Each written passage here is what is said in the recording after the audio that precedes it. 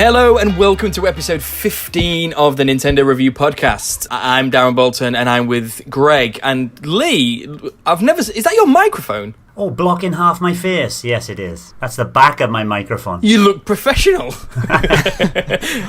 Greg, on the other hand. But how are you both doing? Have you had good weeks? Not bad, not bad. What can I say? I haven't been chased by dogs. It's all been good. And you, Darren? I'm all right, Lee. Weirdly, because we've got a baby coming, it's sort of like we're in the stage now where we just sort of feel like any day now. So there's a weird sort of vibe, like, oh, hang on a minute. It could be, I'm at work and I'm chatting to my staff and giving them work to do, and they're like, oh, we'll have a meeting at the end of the week. And I'm like, I don't know if I can. I don't know what's going on. I'm booking meetings for next week, and baby could be here. Oh, I don't know. You could disappear halfway through the podcast. Yeah, you never know. Now, I'll turn all messages off. She can do it on her own. But that's good. What about you, Greg? I'm absolutely demoralised this week. Why?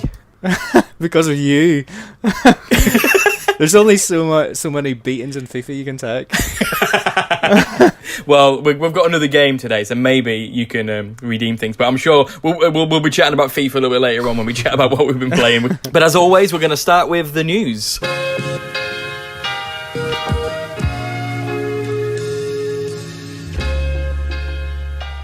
And there's not loads of news this week, but there's little bits and pieces that we wanted to chat about. The first thing I wanted to chat about was that in the week, Shinnin announced on Twitter and that they're going to, tomorrow, we've got some Switch news, and everyone got excited because they pre-announced it, they hyped it up. You thought, this is got to be something. Maybe Fast 2, maybe they're working on F-Zero for Nintendo. and Lee, you made a joke. What did you tell us on Discord what this game would be? Well, it was half a joke. In the back of my mind, it was kind of, no, it could be this. Why is Fast 2 coming out? It seems a bit soon. It's only been a year since the last one. I said it was going to be the balance game. And it was the balance game. Yeah. Not a sequel even. It was another port, yet another port of Out of Balance, which is a good game, but to even remotely signal the fact that you're going to announce a Switch game and then it be that is a little annoying. Have you ever played the Out of Balance games, Greg? I think my brother has one of them on Wii, which I maybe played like once for about 5 minutes. I don't really think it's my sort of thing, so I really don't care about this announcement at all. It's really, really underwhelming. Yeah, what about you, Lee? I played it on 3DS when it was very cheap in a sale, and the same on Wii U. I picked it up earlier on the Wii U, but it was still in a sale. And I like them, but there's something slightly off about the physics. They always talk about, hey, these are very realistic physics, but it's still got this slight floaty feeling to it. And the way the blocks start falling off is a bit too slow to begin with. It just doesn't feel real enough. Go all out or don't bother. And this is coming out on October the 4th, and they're not getting my money, Darren. How about yours? Yes. Yeah, no, they're not getting mine. I've bought this a couple of times, and it's good. I like it, but it's just an old game I've played a few times, and great that people who haven't played it. Very disappointing. In slightly better news, I think, Greg, this is something that you kind of mentioned a while ago. Obviously, they announced Shenmue 3, about 15 years ago now, wasn't it? Or something like that, I can't remember.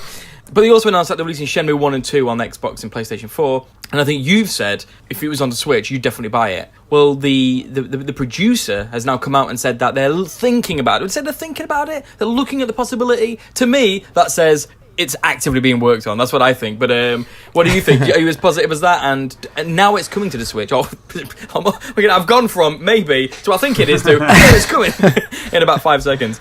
But so when it comes out in a couple of weeks, are you going to buy it on the Switch? Yeah, I think I probably would. They're games that I would probably really like to play again, like particularly the first one. But it's one of those things where like the third game definitely won't ever be on Switch. So I'm not sure like what the incentive is really to get the first two on there, other than to obviously maybe drum up sales for the PS4 version of Shenmue 3. Oh, they're good games in their own right, aren't they? And they're just worth playing in their own right. Does you need to keep going for the story, or? The story is probably one of the big draws of the game. The best thing about the games is going in the arcades, so as long as you can do that. I guess like the more people you can get to play the first two games that obviously would have missed them on the Dreamcast or whatever, that's gonna increase the chances probably of higher sales on the PS4 of Shenmue 3. So I don't know, get them on the Switch. They'll cloud it. I'd like to play they'll clouds, and they'll be way more convenient to play on like dip in every now and again, because there's like there is quite a lot of waiting around in the game, so to be able to just like drop in and drop out would be much more straightforward. Are there lots of stuff like side missions and stuff on there as well? I'm not so optimistic about it actually coming to the Switch though, being as I said, we would like to consider thinking about it. It's like, great. Nah. Obviously, you've never owned anything other than Nintendo consoles, so I'm presuming you've never touched Shenmue. But is this just the kind of game that appeals to you? Yeah. Do you know anything about it? Not much, but apart from the crazy storyline, which would interest me a lot, yes, I'd be up for this one. Okay, cool. Well, we'll find out. I'm very confident that it is now coming. And Sega are up in the game. We kind of slagged them off about a month ago, saying that they're not quite giving enough, and ever since then they've been improving their content. They've been really a few announcements and stuff. Again, going back to bad news on the game front, something we expected. We mentioned last week about Telltale going under, and they've finally pulled The Walking Dead final season on the Switch completely. This says to me maybe they know they can't get it completed now, so I think it's just a really sad, bleak ending for the franchise, and it's a big shame that they couldn't finish them all three. It's kind of put me off a little bit thinking about getting the first two on Switch. I'd imagine they're going to put them all on sale. So I don't know. We'll see. None of you two kind of signed up for this. Greg, you said these games don't appeal to you anyway. You're glad that all these people have lost their job. That's what you told me.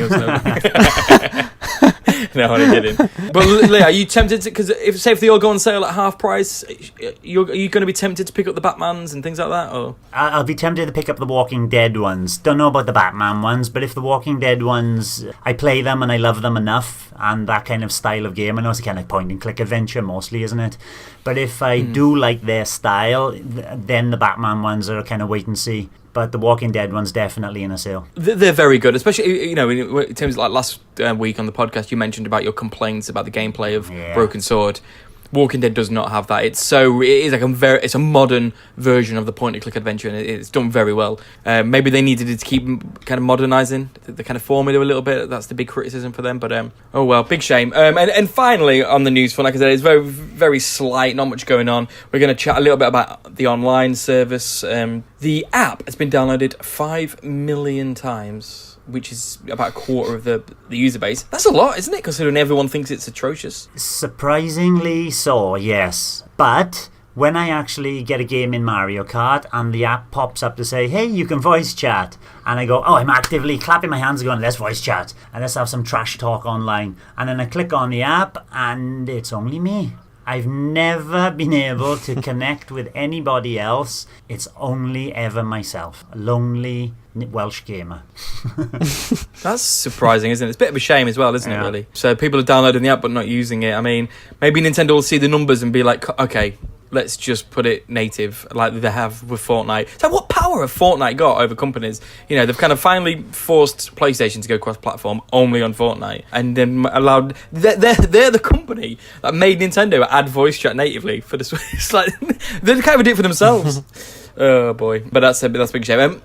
Before you carry on, have you boys actually used the app as a voice chatted system, or have you always gone on Discord? Well, mainly I don't use either, to be honest. I don't really voice chat, but when I have, I use the app, and it worked fine. Yeah, I think it's great. I think it's for what it is. I think it's a good system, and it's very simple and easy on especially weirdly bar Splatoon, which is a little bit clumsier than the rest. Everything else is really, really easy, and it's so automated. It's fine. I actually don't mind the system because, like I say, I use AirPods, and I have AirPods with a phone. It's kind of like a great solution for me. But I completely get why people are irritated by it. Then I need to game all the way through my night so I can play with you guys.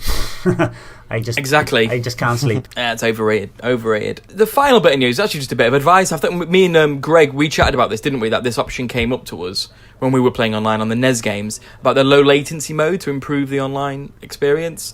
But they've sort of allowed formula, because it was a bit unsure about how to do it, but the formula come out now about we pressing the suspend menu, and it's in the settings there, but you just got to press Y to kind of activate the low latency mode.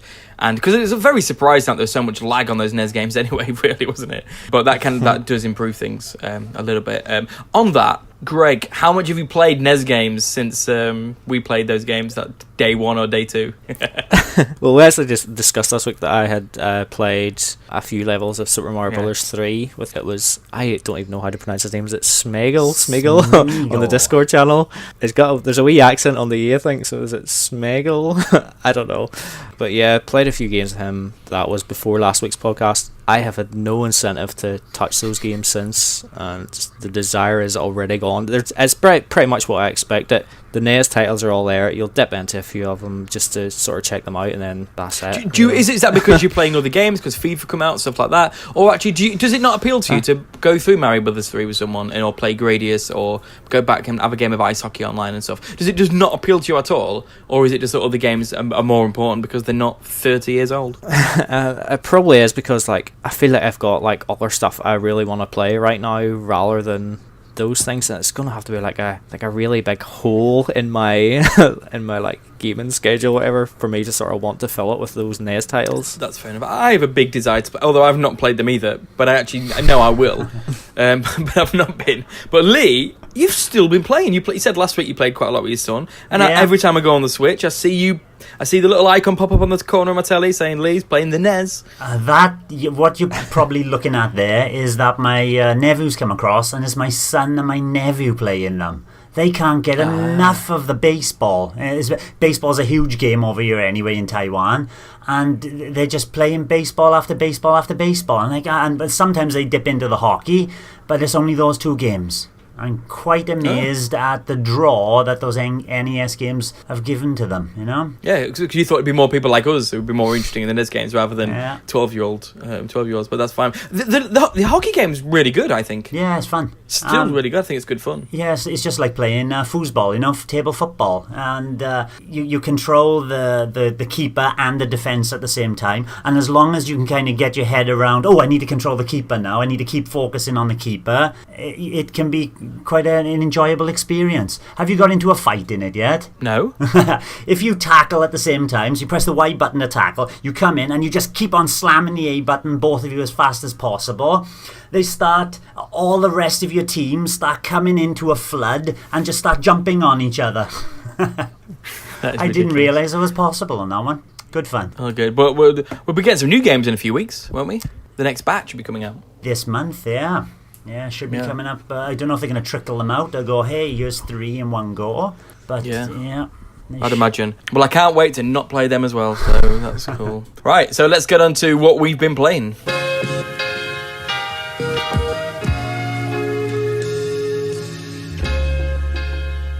So, Lee, we're going to start with you, because you're the only one who's actually played a game properly, and not the same games you've been playing for the past year. So you've been playing a game that's based in your city that you live in, and that's why you bought it, wasn't it? So tell us about it. Is it any good? Greg put me onto this one, and it is set in Taiwan. It's called Detention, and after doing a little bit of research on it, and before I even did research on it, I started playing it, and it's got, it's like a walking simulator. It's a 2D scrolling, so you move left and right. It's mostly in black and white with some brown hues. It's as if you're looking through a dirty camera lens, so it gives this initially a feeling of a horror game. But the more you play it, the more you realise it's not scary. It's not a horror game. It's aimed at something else. And this is really difficult to talk about without giving you some cultural and background to where Taiwan has come from. Because the game, once I researched it, is made by Taiwanese developers called Red Candle. At first I was looking at the language they used for the text-based dialogue, and I thought, they know their stuff. If this is a Western company, they know their stuff. They've utilized words that Taiwanese people would. And it's just Taiwanese, Chinese, translated to English in what we call a Chinglish version. So a lot of the words they use, like they call a classmate Miss, because in Chinese you call all females roughly the same age as you Xiaojie, which is Miss, little girl. But then reading it in English, you kind of mistake it for Miss, as in, you're talking to the teacher. Is this the teacher now? But those issues haven't been looked over, so there are some, without knowing that Miss actually means girl, and my classmate rather than a teacher, you can get yourself lost in some of the translation in this game. There are other things like the sentences they use. They're like, but it should be our freedom to pursue knowledge. Or I've become a wooden horse on the carousel of life, a jumbled mess of lifeless emotion. It's like, wow, beautiful poetry, but very straight translation from Chinese. You know, they could have worked on the translation a bit more. Other than that, the game itself is set in a 1970s Taiwan school. And obviously I've been to school with my son, and they really nailed the kind of architectural look of what a school is. If you ever go into a Taiwanese school and go to the outside where the running track is, they've got speakers podiums there. And on the back of the speakers podium, they have the Taiwanese flag. They have flag raising ceremonies in the morning where all the kids are saluting and singing the national anthem. They have portraits of the old leader, Chiang Kai-shek, and the founder of Taiwan, Dr. Sun Yat-sen, and they've all got to swear loyalty to the Taiwanese flag. So all that's in there, but then it's all smeared with that dirty camera lens and rot and decay, and the imagery is reminiscent of Japanese horror movies. So story-wise, you start off, your teacher's disappeared. You're a male student, you go off to find her, and then these events are told through Twin Peaks, and I love Twin Peaks. I don't know if you boys watched the 3rd season of Twin Peaks. No, I watched the originals, but not the new one. I haven't seen it. Any Twin Peaks ever. You'd have to see the first 2 seasons before watching the 3rd one. But the 3rd season is just a complete step up from what the first 2 seasons were, especially with those surreal, flickering images that Lynch kind of likes. And this goes into that area. Doesn't go in quite far enough. It doesn't have the madness of Twin Peaks, but it certainly starts off in that direction.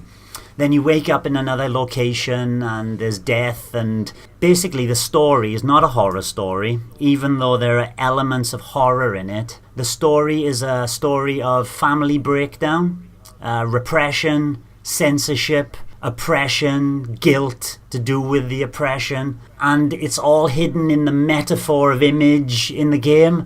It's got, modern sensibilities, but it looks back to the culture in 1970s. Because without knowing that there was an event in Taiwan where Mao Zedong, Chairman Mao in China, he beat the insurgents, the communists took over in China, and Chiang Kai-shek and his forces in 1959 came across to Taiwan. 2 million refugees came across to Taiwan. Chiang Kai-shek, declared himself the president of this newly formatted land of Taiwan, which they call Formosa, and there were uprisings. And during one of the uprisings on February 28th, which we celebrate, well, we don't celebrate, we commemorate every year here, we have a day off, there was a massacre. He sent the forces in and there was a bloodbath of his opposition. It was a time like McCarthyism where they were afraid of Mao's communists infiltrating the land and taking over. So they shut down the whole Maoist insurgencies, and just like the communists in the 1920s in England. A very scary time. And that's what this story's telling. And without knowing that historical significance, the game would just lose so much of its ambience. And without the ambience, you're left with the core gameplay. And the core gameplay, like I said, I was expecting this really scary horror game, but it's not. There are some simple puzzles, just like in any kind of point-and-click adventure, but the puzzles are extremely simple. You basically, for example, I just show you one. There's an old projector, an old movie projector. Then you go to the roof, you find an old film reel. You take the film reel and put it down into the projector. You go into the theatre to see what's projected. It gives you a 4-digit numerical code on screen to open another puzzle up, another area, which is a padlock. So everything is pretty linear in that kind of sense. But you're free to traverse the area of the school at will. You won't be retreading much because the game is about 6 hours long. The kind of thing that sold it to me as a horror game were the ghosts. But they're only in the first, I'd say, 2 hours of the game. One of them, for example, you can hold your breath. So you hold the ZR button and you hold your breath as the ghost is coming toward you. And if you time it right, the ghost will pass you because you're so silent and then carry on walking. If you time it wrong and hold your breath too early, you'll pass out and the ghost will get you. And that's it for the ghosts. They don't get any trickier than that. You can put food down on the floor and then the ghost will have the food so you can distract them. And there's very little of that. What kind of sells it, that kind of horror thing, is that kind of Twin Peaks, David Lynch surrealism. It's not quite enough to creep under your skin, but I would recommend this game for the price I paid for it in a sale. It's definitely worth seeing, especially if you have any inclination into Eastern culture and have some sort of idea of what did happen in the 1950s, 1960s in Taiwan. It's just got nice little touches, you know. I've been here for 12, 13 years now in Taiwan, and, you know, the save points are Taoist shrines. And in Taiwan, for a yes and a no, they don't put a check and a cross. They put a circle and a cross. And there's little things like that. I'm kind of thinking, yeah, if you live in Taiwan, you'd get a lot more out of it. But what if you live in Northern Ireland? It becomes more of a hard sell, because there are just metaphors and cultural representations throughout the entirety of the game which you just miss. And like I said, you'll be then playing the game just for, I suppose, a horror-inflected game, and I don't think it delivers on that front. That's fair enough. I mean, it's never had any interest to me, and it's got even less interest to me now you've spoken about it. But Greg, you recommended it to Lee. I've probably done a disservice, but I would recommend it, yeah. Anyway. Even to someone who's without that kind of knowledge and kind of understanding? Maybe without the knowledge, yes, but you would definitely have to have some sort of love for Eastern culture. Eastern or specifically Taiwanese? Eastern, because it is practically Chinese culture as well. Okay, cool. Greg, are you going to get it? I don't think so. Like, from what I'd seen of it, like in any wee like short videos or anything I'd seen, like it didn't look that like interesting from a gameplay standpoint or whatever. But it was the fact that it was set in Taiwan and like a school and stuff. I thought, surely this is right up Lee's street. So that's literally right up Lee's street. Yeah, it's just down the road by there. Yeah. Awesome. Last week I chatted about a lot of games. This week I've sort of been dabbling again. I'm still struggling to get through Thimbleweed Park and Bayonetta. I've been playing a lot Labo. I've been building all the vehicle kit. I've still not built enough to actually play anything, but I've been building it, and building it is probably the best bit of it anyway, to be honest. Building it is incredible fun, and it is constant sort of like wow moments of just how genius the kind of creations are and how it works, and as you slowly fit it together, it's genuinely kind of mind-blowing. Even though I've kind of been through it on other ones, it is still really impressive and really good fun. Whack something off on the background, build some Labo, it's all very good. I've been playing lots of Into the Breach, which is possibly my best game of the year. But we've also been playing FIFA. Oh, before FIFA, I've been playing Into the Breach as well, and I got to the second island, loving it. Yes, very, very good. It's Darren. amazing. It is. Yeah. I can't. I know I'm just going to keep playing it and playing it and playing it. But Greg, you got FIFA as well. Tell us what you think. Until I played you, I thought it was alright. Yeah, well, it came it actually came on Thursday for me. Like, it came a day early, but I was working, so I never really got that much of a chance to dip my toe into it. But like, I never played the computer, and it like FIFA for me is really like playing against your friends or going online. And obviously you couldn't play online against friends in FIFA 18. But like, I loved the seasons mode in it, not the Ultimate Team, just the normal seasons where like I'd take Liverpool, start Division 10, and work my way up through to like finally win Division 1, which was actually I felt like quite good about that. It was a good achievement for me because I actually never thought I would do it. So obviously wanting to start on that road again in FIFA 19. But I played a game against the computer just to try FIFA 19, and I just put the Champions League setting on just to see what the Champions League theme and all was like, and it all looked pretty cool. Played a game against the computer. It was World Class difficulty, and like by half time I was 3-0 up. And I just thought, like, at World Class, I don't think that's the highest difficulty. I think there's still one above that, which is Legendary, so I'll have to move it to that if I do want to play against the computer again, because there wasn't that much of a challenge in World Class. The challenge has come in when I've come up against you. And like, to be fair, I'm like enjoying playing against you, even though I think the record is, I think you've won, is it like 9 or 10 times or something? And I've only had that one solitary victory against you, which was the very first game we played, and that was probably when you just coming into it and sort of trying to figure me out, and you figured me out pretty quick, it seems. But what I will say about it is, and you'll know about this as well, they have 2 methods of defending in it, which is, and they've introduced that years ago. You've got like your sort of new one, which they try to promote, which is tactical defending. That's like the default way of defending. And then they've got like legacy, where like you hold buttons in to close people down and stuff. It's what you've been used to in football games for, I don't know, like a decade or more. It kind of irritates me that they don't take one way of defending and go, look, we really back this way, this is the way you should be playing the game. So when I've been playing you've been playing on the legacy defending, and it's so noticeable how different it is to play against that. And it's like, I'm really struggling to like break through. And obviously you're a good player, I'll give you that. But like you changed to tactical defending just to try it out, and obviously you would take some time to sort of get to grips with that. It's not for everyone. Like I still struggle with it at times, especially against good players running at you.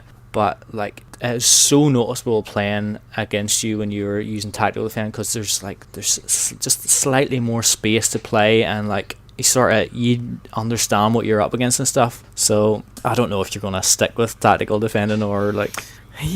Go. I assume you're going to go back to Legacy. Not necessarily. I mean, I might do, just to kind of get used to it, and it's the only way to play online against randoms. And if I want to do that, then I've got to kind of use tactical. And also, what I don't want to do, I don't want you to basically say I only win because he was Legacy. So I was like, okay, I'll move to tactical. Fair, just you still beat me when you use yeah, exactly. tactical.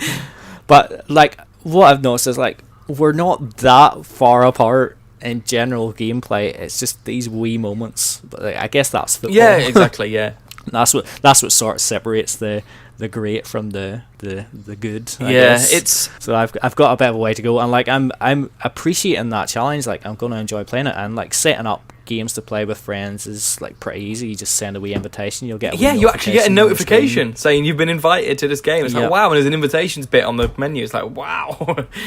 Is that the first game in on the Switch that does that? I can't think of another one that does a pop-up. I think Worms does a wee pop-up, does it? Maybe does Worms. It? Worms may do, actually. Oh, yeah, you might Worms. be right. Maybe, Worms. yeah. But it's still good. Which we still need to play more of. Yeah, we do need to play more of that as well, yeah. Definitely.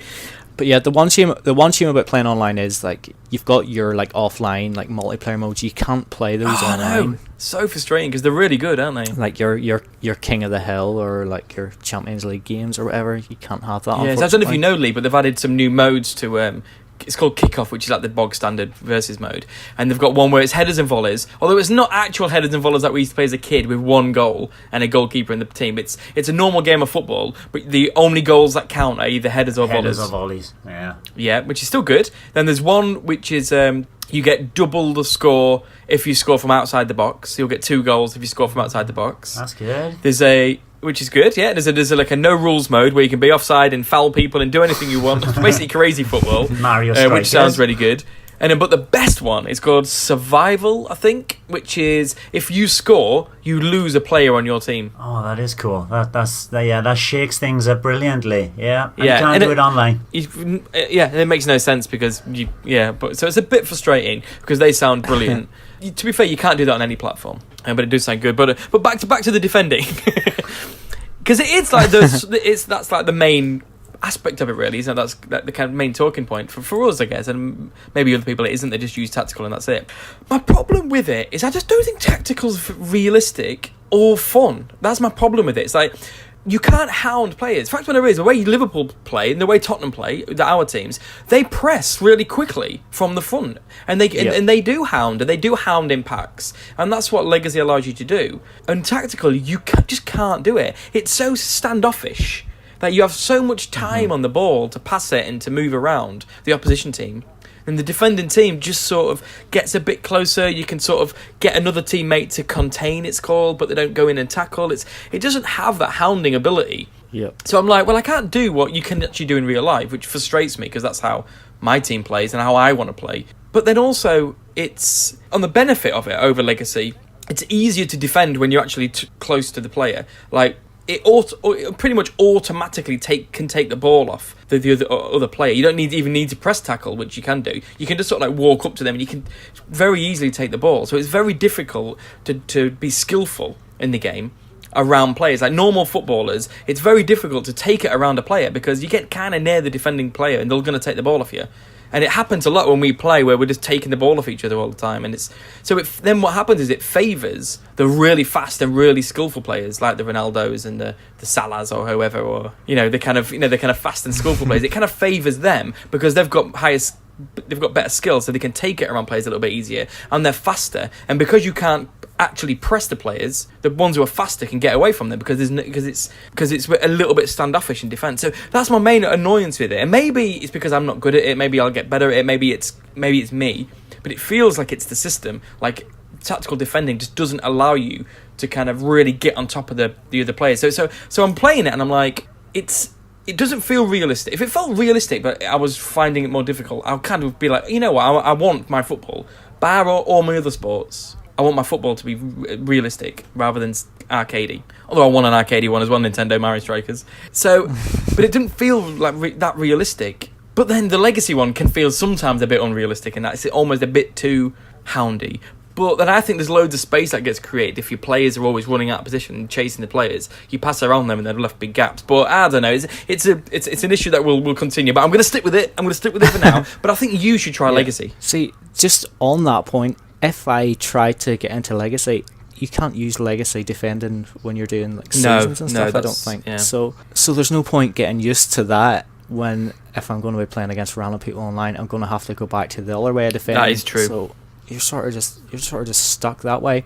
But just one last point on FIFA is like the general gameplay it's very similar to 18. Like it doesn't feel that different. Like the shooting and stuff might feel a wee bit different. Although I haven't there's like a new time shooting mechanic. I haven't even noticed it yet. That's what I was going to bring up, the differences between FIFA 18 and FIFA 19. Is the level of difficulty different? Because you mentioned earlier, Greg, that the level of difficulty, you put it on Champions League and it's too easy.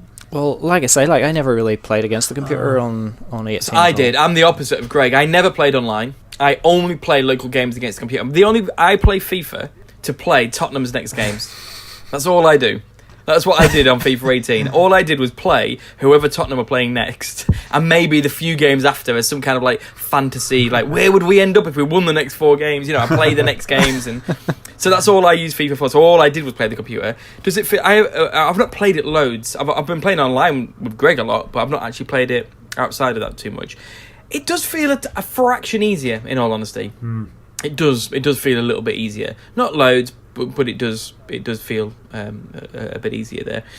On an initial glance, it feels very, very similar to FIFA 18. It looks very similar. I'm sure if you put them side by side, it probably does look. People have done it, and it kind of does look better. I didn't feel it. Playing it, I was like, yeah, this feels. Yeah, I could be fooled into thinking this is FIFA 18. However, the more you dive into it, I think there's more changes to it. Very subtle. But in games like this, the tiniest changes can make a big impact. I think there is little tweaks and differences. How they've done the controls is a bit different. They've added a few more controls. They've simplified some in terms of how the shooting works. Like now, there's a flare shot way to do flare shots, which used to be for overhead kicks and things like that. But now you can do them for driving on the edge of the box. Like, you can actually use it as a normal shoot one. So if you hold ZL, I don't know if you know this, Greg, but if you press ZL and you shoot, it does quite a powerful long-range sort of effort, and it's a pretty good, and that's feels a bit different. And there's just like a few tweaks here and there, and how they do the crossings different this year, but it's not really big and overt. You can't whack it on the front of the box. FIFA 19, tiniest differences, barely noticeable differences. But I actually think for me, I didn't care. I'm happy to take FIFA 18, whack online with friends, update the kits in squads, and I'm happy with that. I put so many hours into it. I'm happy to give them another 50 quid to play it. I put 100 plus hours in, so I'm happy with that. But I'm easily pleased. But I actually think it's better than that, and I think it'll only increase as we play it more. But we will see. Yeah, like the playing online with friends is the big selling point. But when it comes to next season's game, if they just do the same thing again, like I don't think there's going to be much of a reason to upgrade. They're going to have to like do something again. And as like I think we've seen, like the Switch sales of it probably aren't that amazing. I think they account for something like 1% of the overall FIFA 19 sales so far. But it's down 25% on physical sales, which isn't a massive drop actually. So it wouldn't have been much more than 1% last year, but I've gone digital this year, so there you go. There's one of those sales that I've gone digital instead of physical. But it's Japan where it outsold the PlayStation 4 version, wasn't it? The old 18, FIFA 18. Yeah. I didn't know. Okay. Yeah. I think the big problem with this game, and it doesn't affect me, because I don't play all the different modes and stuff. The biggest annoyance, and I can understand why people don't buy this version and be frustrated with EA, and they either need to change it next year or they won't make one because the sales are bad, is that it's a massively, massively gimped version compared to PlayStation 4 and Xbox One. It doesn't have this single-player adventure mode, which I played the first one, didn't care.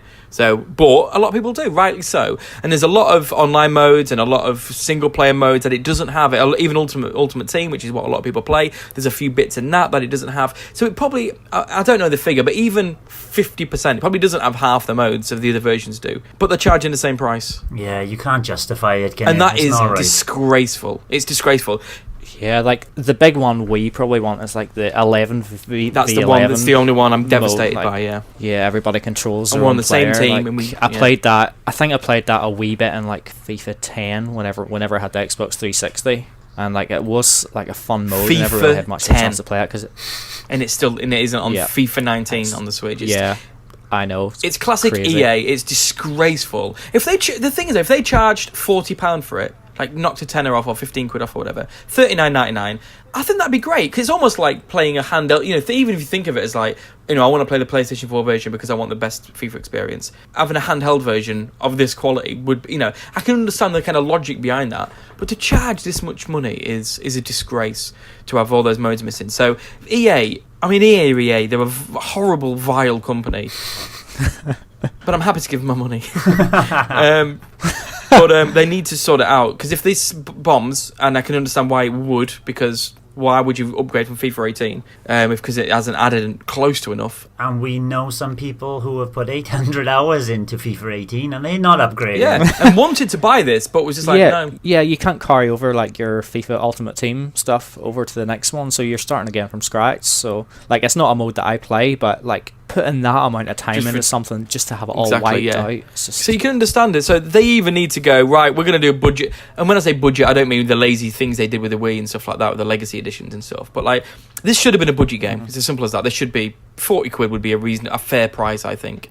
So they either need to reduce the price and do what they're doing, or they need to finally add all the modes in and realise that the Switch is a mega success and stop treating Nintendo fans like that. It's disgraceful behaviour. And they've said things, pardon me, like, we don't want to overcomplicate it, having so many modes in for Nintendo games who aren't used to it. It's like, we're such simpletons that a few extra modes is going to bamboozle us. And it's just, the excuses they give, they are disgraceful. I hate them. Please bring Battlefront over.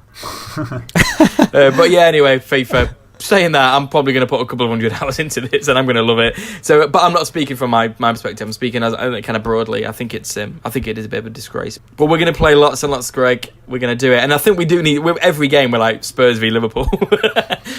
We need to spice it up. And I think that's going to continue. Grimsby versus Mansfield or something like that. To be fair, whenever you're playing FIFA with like lower level teams, it feels terrible to play. Like, it's just not enjoyable. Oh, really? I find it quite fun, and they kind of can't control the ball, oofing it up the pitch. I kind of like it. Like tank controls. Yeah, exactly. It's pretty bad.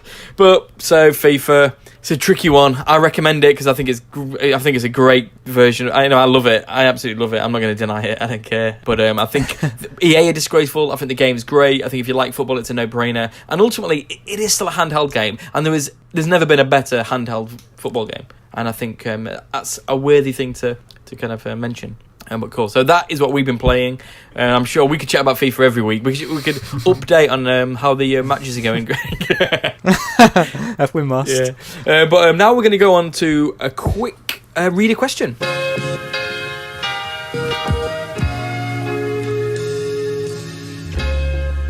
So this question comes from Charlie on our Facebook page, and He asked about this topic has come up so many times. We've said that we wanted to chat about it, so this seems like a great opportunity to.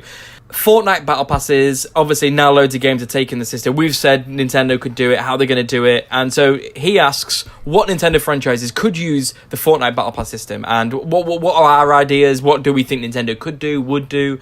So Greg, you don't actually know anything really. You still don't know what a battle pass is really, do you, and how it works and stuff like that. Well, I'm interested for you guys to sort of explain all of the intricacies to me, because like I've never like bought a game and then like paid extra for something else or whatever. It's always just been whatever's there. Other really. than DLC. Yeah. Okay. Lee, shall you or I explain what the battle pass system is, and then we'll get Greg to come up with an idea. I'll give it a shot. If I'm losing my way, I'll hand it over to you. Go for it. I'm gonna do it through the kind of Fortnite experience. I haven't bought the Fortnite battle pass, but everyone I've talked to, basically, you spend so much money on their V-Bucks, you buy the battle pass, which isn't too expensive, and then that buys you the season. So at the moment, Fortnite's on Season 6. It will last a season. You don't want to jump in the middle of a season because you missed out the half a season. So you wait till the beginning of the season, buy your Battle Pass, and then you've got that Battle Pass for the season. And then by doing challenges, going here, going there, killing this person with this gun, you unlock, those are missions basically, you unlock all these bonuses, which will give you some game currency back, as far as I'm aware, but it'll also give you cosmetic things, You can buy those cosmetic things separately, but with a battle pass, it feels as if you're kind of getting them for free in a way. So it's throwing all these extra costumes at you, and most of the stuff that it does throw at you is purely cosmetic. How's that, Darren? Anything else to add? No, that's pretty decent. Just a few things. Like the season lasts 10 weeks. Okay. They seem to always extend it at the end, and they go, hey, we'll have one more week free or something. Another thing is that the amount of, if you complete all the challenges and complete all it's like leveling up as well, so that's part of it. You level up, plus you have to complete specific challenges every day, weekly challenges, period, like the whole kind of season challenges. If you complete them all, I'm pretty sure, I did buy a battle pass for Fortnite, but I was so bored by the game, I never actually did anything on it. But I think if you complete them all, you get enough V-Bucks to get the next season for free. Yeah. So in theory, you could buy one season and then just keep going and keep getting it for free. And like Lee says, part of it is that you never get anything which makes you better than someone. So you never pay to improve your character. It's all cosmetics. You change how your character looks. You glide in as you start the game. Oh, you've played it. So you can change what that glider is. You can change how your pickaxe looks. You can literally all cosmetic, and you can get some really cool looking characters, and that's fine. So that's a good thing. So you never, it's not pay to win or pay to improve. And the challenges, I mean, that is pretty much the system. It is free to play. It's purely optional, but ultimately the challenge is, the idea is that it gives you other reasons to play the game. The game is very simple, and it spices it up, so it's not just go and survive as long as you can. It's like, go loot 5 golden boxes in this area, and then you get something. So it gives you a little kind of incentives, almost maybe like achievements, I guess, if you've ever kind of embraced that for other systems. That's the system. Greg, how does that sound to you? And do you have any initial ideas for Nintendo? Do you think they will do it? And do you think they should do it? And what could that actually be? That's a lot of questions, I'm sorry. Firstly, what do you think? How does it sound? Well, hearing it all sort of described in terms of Fortnite specifically, really, it's not a game I've ever really played and have no interest in, really. So to pay money for some just cosmetic differences, fine if you want to do that. It's just I don't think it's something I would want to do personally. I think there's a Rocket Pass in Rocket League now, isn't there? Yeah. What does that entail exactly? It's a similar system. So basically, you pay for, but although that's not like seasons, that's just you pay for this pass. I'm not quite sure. I think it's like a year, or until it ends. So basically, and that is a leveling up system. So you can level up, and so part of it is that the idea of it adds an additional incentive to keep playing. I want to level up, I want to get better, and as you go along and as you level up, you do get car skins and you get banners and you get items to put on your car. It's all cosmetic again. Yeah. Just cosmetic stuff to put that in. Yeah, and I mean, obviously, that's going to appeal to lots of people. I don't even play Rocket League for that. I couldn't care less. For me, it's just playing playing the game and enjoying having like that competition against other people and trying to win the game, you know, have a good time and like improve. I don't really care about all the like. But their car looks so much better than yours. But the thing with that is like I've used like the same car from the start, and like I've maybe changed the look of it a few times. Me too. And like, but I'm sort of at the stage where it's like car's like fine the way it is now. Like I don't really feel like I need to change anything. This with is that. my car. Okay, so with that then, you must love this system, because if it makes a game free to play and you only have to pay for cosmetic stuff which you don't care about, surely you love this. Surely you should embrace it. Surely this is an amazing thing because you get to play games for free. Yeah, well, Rocket League wasn't free, but I get what you mean there. The concept of it. They're moving forward. Like Paladins, exactly the same. Well, that sort of thing's fine. It's whenever like you have games where like you need to pay, like I don't know if we mentioned like games like a few weeks ago where it was like, or maybe it was somewhere else I heard it, where you have to like basically pay money sort of like to speed the thing up. Loads of games do that. It's a common mobile thing. Fallout Shelter does that. I think Lee mentioned that. Yeah, that's the one. I couldn't remember which one it was. Talking about Fallout Shelter. Yeah, pay to speed the game up. That's a mobile game. That is horrific. Yeah. But this isn't that. This is the battle. But this is this new idea that Fortnite introduced, and everyone's now copying. You want to slag it off. I can tell. You want to hate it, but you can't. But I'm trying to think of like Nintendo games. Like if we had like the next Mario Kart or something, for example, and maybe some like different. You can like purchase different like costumes. Well, actually, this is where that's a good one. So Mario Kart, but what you get is characters. You only get say 4 characters for the free game, and then you need to download the Kart Pass to get extra characters. How do you feel about that? You just get 4 Shy Guys in the original one. I'd probably be in for that. Like if you download like the base Mario Kart game for like free or whatever, like that's amazing. And like if you're paying like in total say like 40 or 50 quid just to get all the characters and stuff, I mean that's fine. Just like buying the whole game again, like so you can basically like just buy however much you want just to get out of it. Like I mean that's fine. Like that's what Paladins does. So you can play. They've got a pass as well, but they've also got like I can't remember what they call it. They did a founders one, but it's called like I can't remember the name of them. I'm so sorry. But basically all the characters. I think you get given 4 characters to begin with, and then you can buy a pass for 30 quid, I think, and then you get all the characters, and then any new characters which gets added from then on, which I think is kind of what you're saying, which would be absolutely fine. I think that's great. So you can play it for free, or you can pay a normal price what you pay for Mario Kart anyway, and then you get everything in. Yeah. Great balance. More people playing online as well. That. Would you buy the Kart Pass if you got like little extra challenges? So like think of like the Mario Tennis challenges or something like that, but like Mario Kart challenges like the ones they did on the Wii. You got extra car parts to add to your karts. No, that's it. Would you buy that? Missions, you know, they could add missions into it as well. Missions, stuff like that. You know, shoot 30 cheap sheeps like we did on the DS. They could add. They could even add in a track editor and say, you can with a pass, you play for so many hours, you can have this part of a track, and then you can make more elaborate tracks as you build up through your battle pass. Would you be up for that, Greg? Yeah.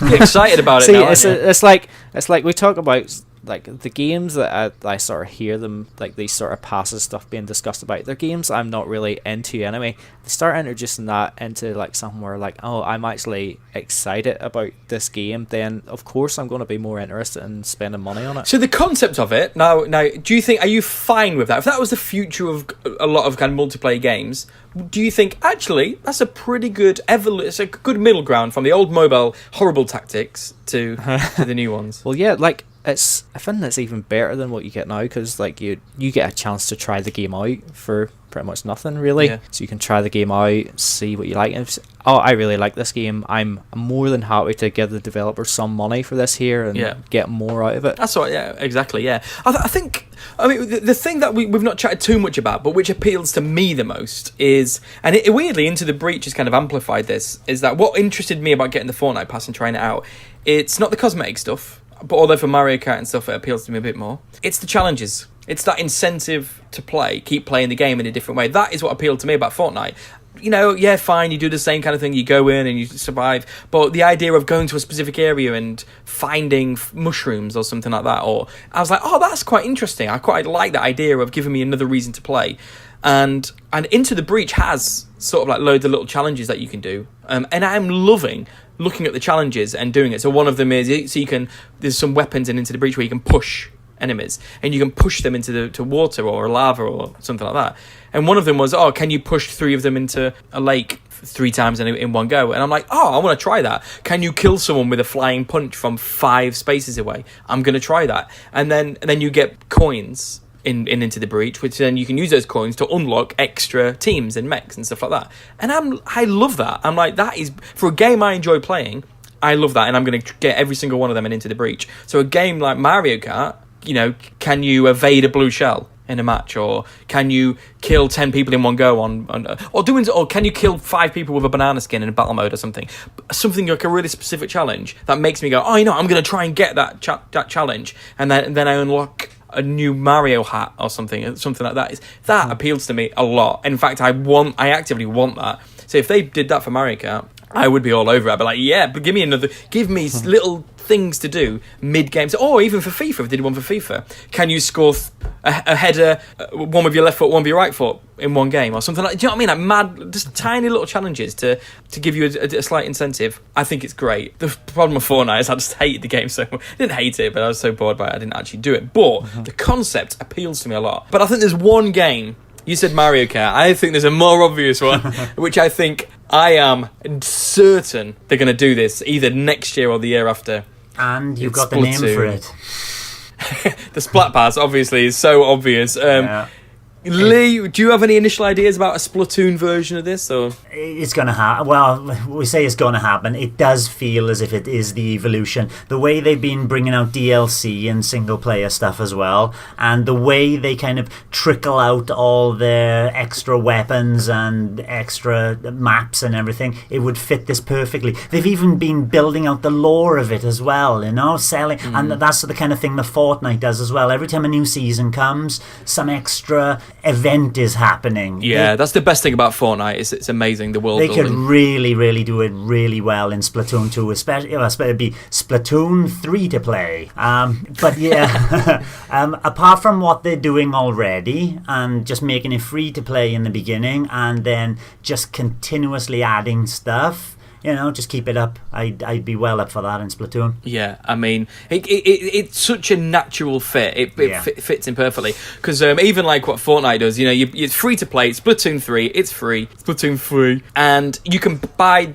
DLC online. Which Fortnite have got the single player. Well, I think it's actually still a multiplayer one, but you can buy an additional mode. So you can buy, like they released the Octo expansion. So it's like Splatoon 3. So you can pay for 20 quid and you can get the single player add-on if you want that. But the online's free. Because in Fortnite, they swap modes every few weeks or something. They add in an extra mode that lasts a period of time. They could do that with the Splatoon modes, So you always have turf wars, and there's always a couple of others, and they can just keep introducing new modes and obviously the new maps and stuff like that. The kind of cosmetic stuff makes a lot of sense. Yeah. Actually, it's such a natural fit. I just can't see them not doing it. I mean, the only thing is that the weapons and items in Splatoon do change the way you play, but I guess the argument is actually it's not as if a gun you get at the end is better than the first gun you get in the game, actually. So the balancing of it is that the idea is that they're all in theory as good as each other, so maybe it isn't a problem. But unlike Fortnite, it's not the same stats, the same everything. So the idea of having to pay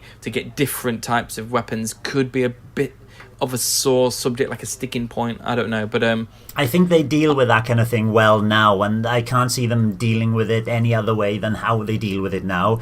So even though it could be a sticking point, I don't think they would let it become one. Yeah, I mean, we'll see. I mean, I know how they kind of introduce Salmon Run, but that could just be one of the modes on it as well. I think, and also with them winding down Splatoon 2, it's one of their biggest games. It's definitely their biggest online game. Is it bigger than Mario Kart? Probably not, actually. In Japan, though, it's got to be. Oh, in Japan, definitely, yeah. I think they're winding down Splatoon 2. It wouldn't surprise me if they released free-to-play Splatoon next year.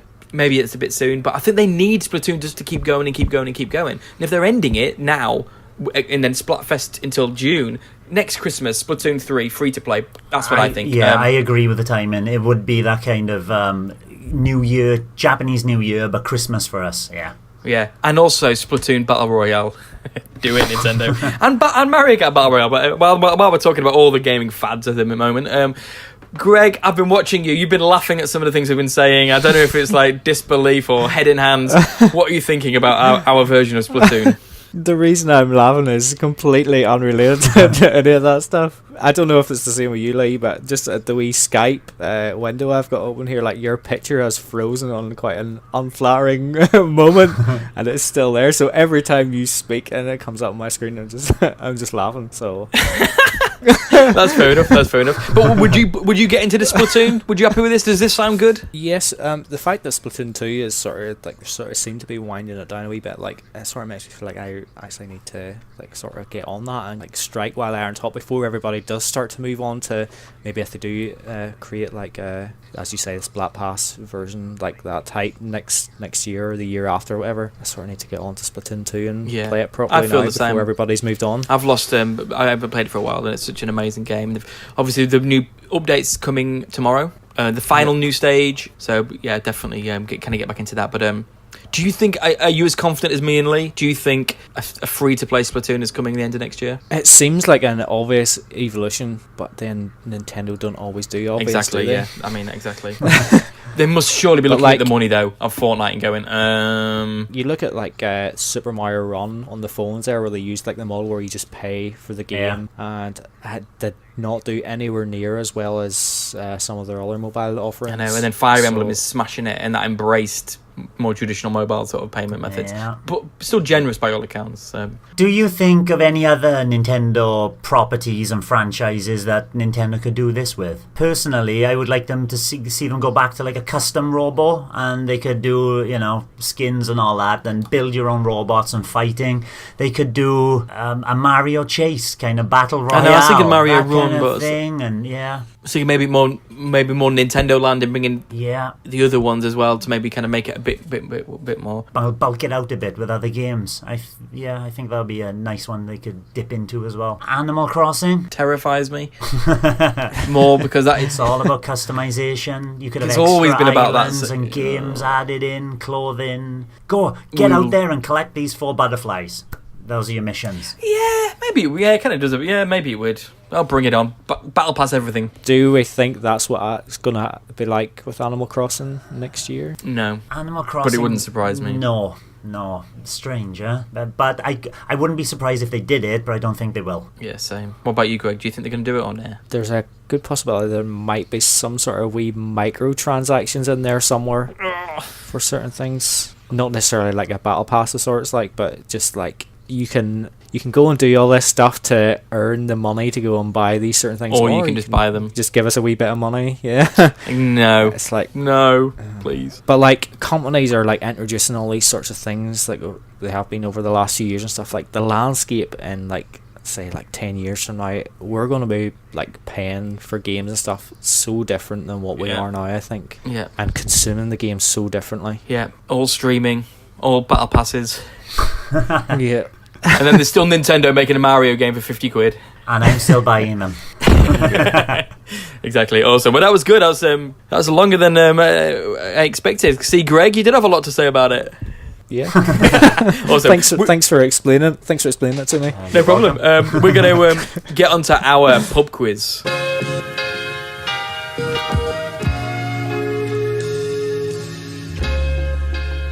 So, this week we've got another game, but it's not one of us leading on it, it's all of us. It's a pub quiz. We've all got 5 questions, and we're going to ask each other these questions. Now, I think the best way of doing this is one of us starts and asks the first 5 questions, ask their questions, and then whoever's winning out of the other 2, they go next. Otherwise, we could have one person who's been wiped out by the end, if that makes sense. So, I'll go first, I'll go first. So whoever's winning out of you 2 goes second, and then the third one. It's going to be simple. 5 questions, 5 points. We're going to do a buzzer situation. So whoever, you say your name if you know the answer, and it is at the discretion of the question giver to decide who was first. No arguments. Remember I'm in Taiwan and I got a lot of lag. That's actually true. But no, I was making out. My lag's not so bad nowadays. Okay, well, you can use it as an excuse like Greg does about defending on FIFA. I will if I lose. Exactly. Okay, awesome. So 5 questions each. I will go first. Fingers on the buzzer.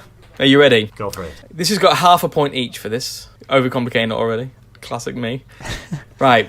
What was the name of you got to get it exactly right. What was the name of the first ever FIFA game on a Nintendo platform, and what year did it come out? Greg. Go for it. FIFA International Soccer. And the year? 1994. So Greg has half a point. It was FIFA International Soccer. Well done, Greg. I would have got that wrong. I would have said FIFA 94. In my head it was FIFA 94, but it wasn't. So Lee, you can get half a point. It didn't come out in 1994. Well, when did it come out? To be cheeky, I'll say the year before then, 1993. That's half a point each. Oh, that is a cheap point for half a point for Lee. That's 0.5 each. One of you is going to win by half a point or lose by half a point. I can feel it already. Okay, question 2. I have got a bonus point, but none. Have you got any bonus points in your questions? No, I won't give you a bonus point then. You won't get it anyway. Okay, so this is. Are you ready? You got to be quick here. How many games did the N64 in Europe launch with? Greg, go for it. 2. Actually, I think it was 3. Not 3? No, I thought it was 3. Yeah. It was in other territories. It launched with 3. In Europe, it launched with 6. Okay. And there was some surprising ones. I was going to have a bonus point, like, can you name the 6? But one of them was Wayne Gretzky's ice hockey, and I thought you're never going to get that. No. Whenever you mentioned 3 there, actually, I was thinking, it probably was 3, because I was thinking, like, Mario 64, Pilot Wings, and Shadows of the Empire. Yeah, but there was... In Europe, it came out with FIFA 64, Wayne Gretzky's hockey, and another one. I should have left it up, but I didn't. But I was surprised that that's a good one. So, nil point. This is a really difficult one. So I'm going to say, I don't know, whoever gets the most, or I'm going to... You only need to get 2 out of the 3. There are 3 fighters on the European box art of Super Punch-Out. Who are those 3? Lee. Ooh. Little Mac, Bald Bull. Yep. And I can't remember his name. Sandman. I'm going to give you the point. Oh, yeah. You only needed 2 out of the 3, and it was Mr. Sandman, Macho Man, and Bald Bull. Bald Bull, yeah. Whoa!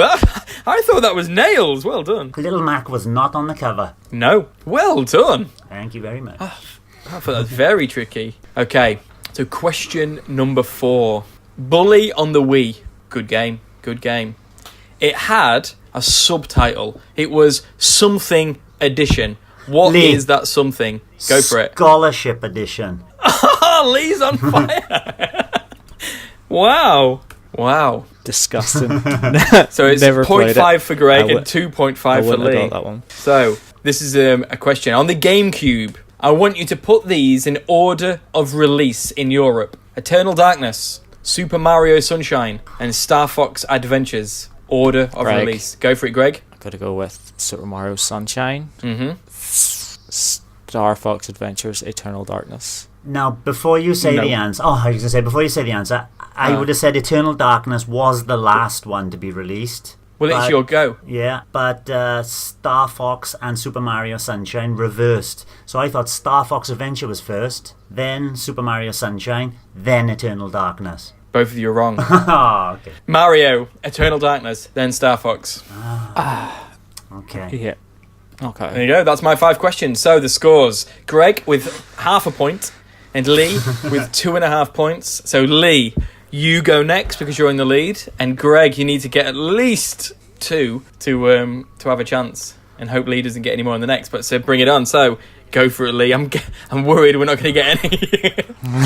Well, a few of them, at least two of them are numerical ones, so I'll give the point to the person who gets the closest. Okay, bring it on. And my question number 1 is just one of those numerical ones. It's how many N64 games in total released in Europe? Okay. I think we're both reluctant to go first because the other person can just go like 1 higher or 1 below. Greg. Go for it, Greg. 550. Okay. Darren, I mean, I can cheat and say 549, but I feel like I'm cheating because no way is it 550 games. It's on your conscience. It's all right. I've got no morals or ethics. Darren, 549. Darren, you're right.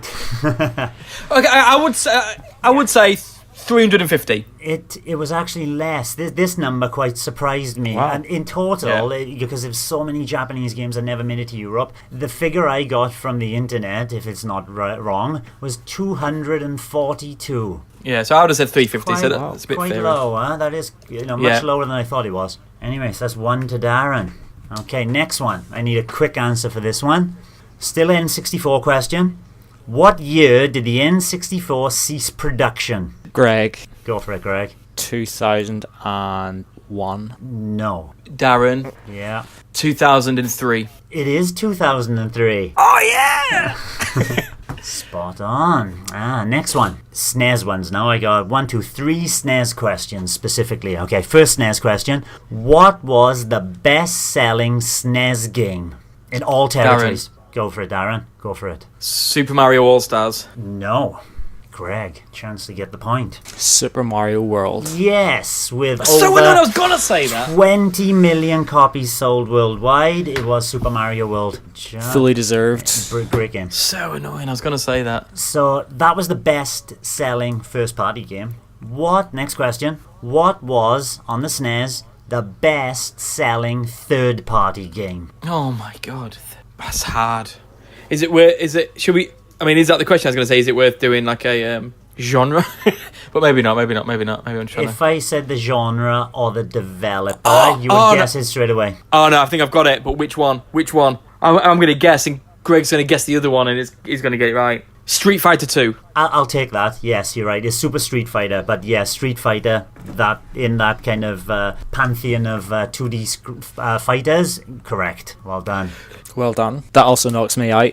I can't catch up. Oh, Darren, you've got 3. I got one more question, but at the moment, Darren's got 3. I've got 2.5, and Greg, you've got a 1.5. Yeah. Question 5 is another numerical one, and it's like the N64 one. It is: how many games did the SNES have in Europe in total? I'll go first because you went first last time, Greg. That's only fair. Gentlemen. Although if you go first, you could help me beat Lee.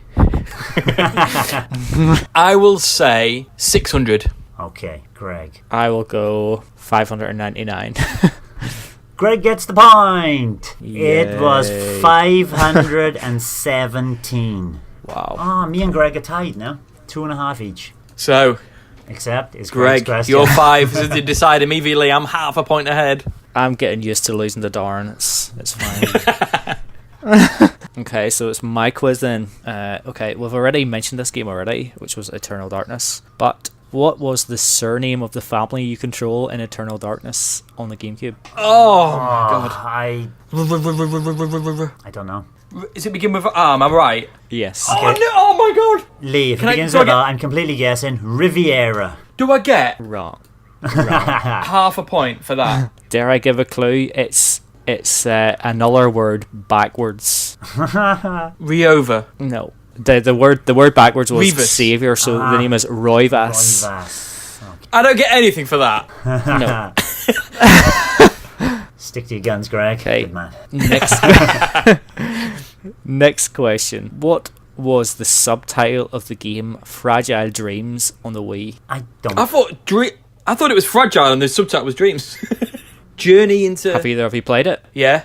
Anybody buzzing in? I have no idea. Journey into the Moon. No. Journey into the darkness. No. Darren was actually closer because he got the moon part of it right. Okay. It's Farewell Ruins of the Moon. I should have 2 half points. Next question. What is the first track of the Flower Cup in Mario Kart 64? Oh, Greg, that's a great question. It's a brilliant question. I can't even picture the flower cup and where it was situated on the menu screen. I can't. Second one. Personally, I would find it easier to answer those ones in the old Mario Karts than any of the more recent ones. Like I don't have a clue where the tracks are in the recent ones. Especially because I play the recent ones online and you just jump into the tracks. So you know, which you don't see the actual which cups. course? The first The one. flower cup, the first course. First track of the Flower yeah. Cup. Well, it's the second one. Mario Raceway. I was actually thinking of Luigi Raceway. Who's jumping I'll in go with first? that, Lee. Luigi Raceway. Wrong. That's the first track of the Mushroom Cup. Okay.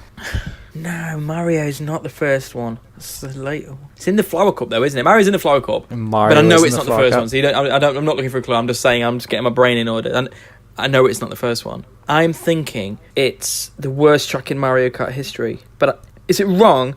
If I can describe the track but can't remember the name? No points. But what if I describe it perfectly? Right, you describe it then.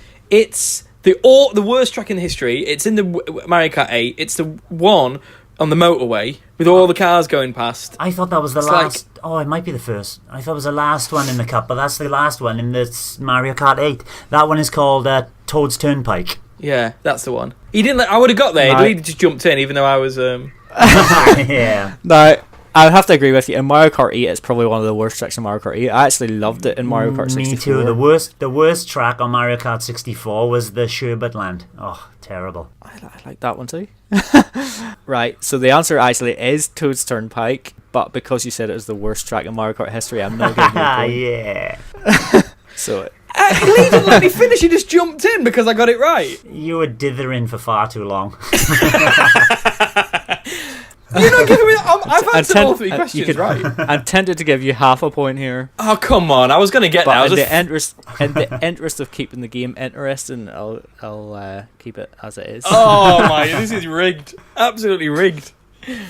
Okay, question 4. What Take That song Oh what? features in Donkey Konga on the GameCube? Oh, I haven't played Donkey Konga. I don't.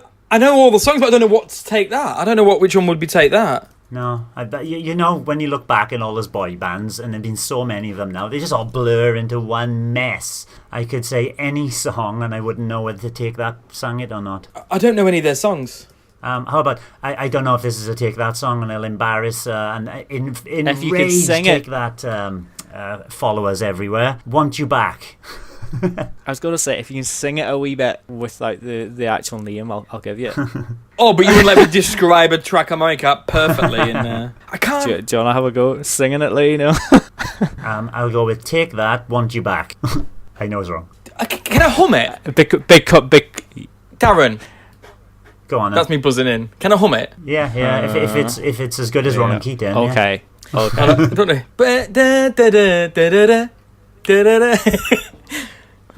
Back for Good. Back for Good. That's the one. Is it? That is actually the correct answer. It's called Back for Good.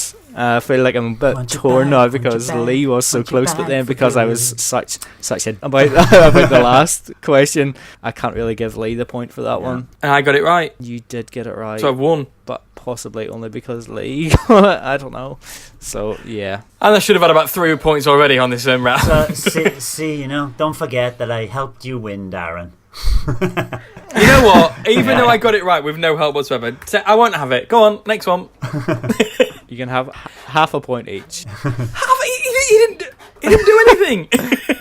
I'm the one who sung it, not him. Okay, last question. What is the 6th level of GoldenEye called on N64? Oh my god, hang on, let's go through. You just try and picture the level select screen in your head. If I describe the level, do I get the point? These rules are changing with every question. No, I want the name. Yeah, okay. I can give this to Dan. The first 3 clear. The fourth one actually clear. I have a feeling it's one of 2, and it's either the library. Lee, the library. No, it's not the library. it's not. Okay. Darren. Yeah, I think it might be the one after that. Doesn't matter, does it, actually? Because that's the last question. Yeah. Yeah, have a go anyway. Archives. Nope, that's wrong as well. I think that's a little bit later on. It's the silo. Is the silo Yes. When that one really ramped up the difficulty. So we didn't get any points in that round. Well, I gave you half a point for. Well, I got about 4, but there's your all take discounted that for some knowledge. reason. So you So, giving yeah. Lee half a point there is mean that you finished last now, Greg. You just shot yourself in the foot, Greg. Yeah, well, Okay, so defeat is becoming normal.